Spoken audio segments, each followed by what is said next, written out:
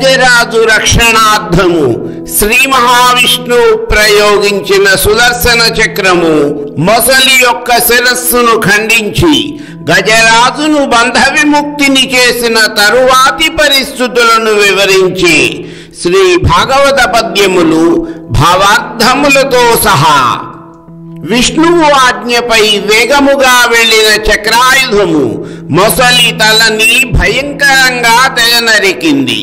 మేరు పర్వత సమానమైన దేహము కలిగినది, అడవి ఏనుగులకు సైతం భీతిని కలిగించేది, కామక్రోధములతో నిండి ఉన్నది.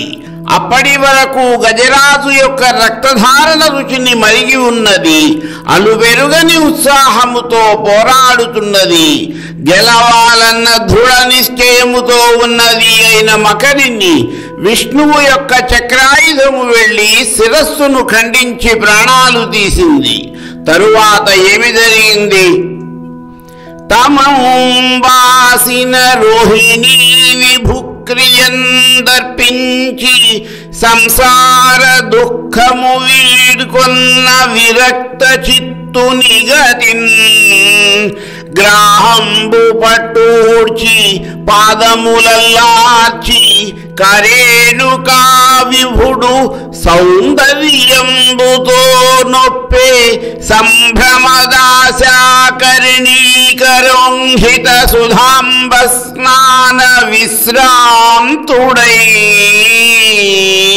కారు చీకట్ల నుండి బయలు వెలువడిన చందమామలాగా సంసార బంధములను విడిపించుకోగలిగిన సన్యాసిలాగా గజేంద్రుడు మొసలి పట్టును విడిపించుకొని ఆనందంగా తన కాళ్లను కదిలించాడు.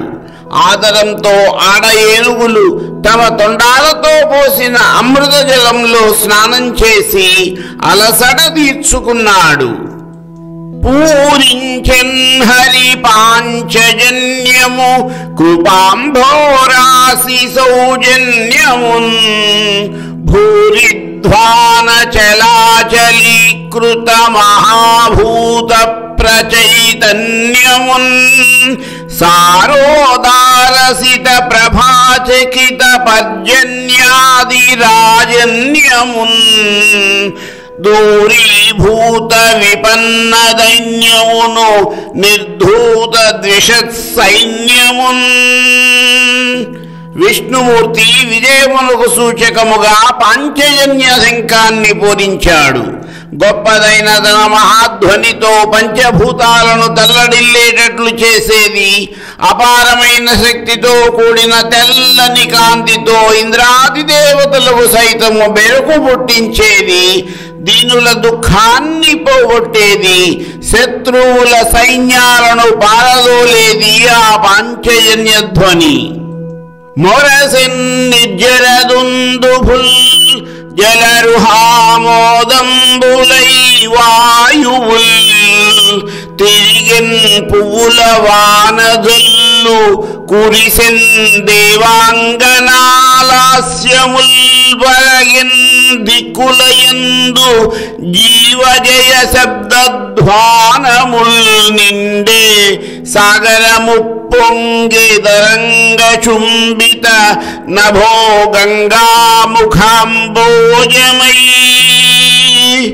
శ్రీహరి పాంచజన్యం ధ్వని వినిపించగానే దేవదుందువులు మోగాయి.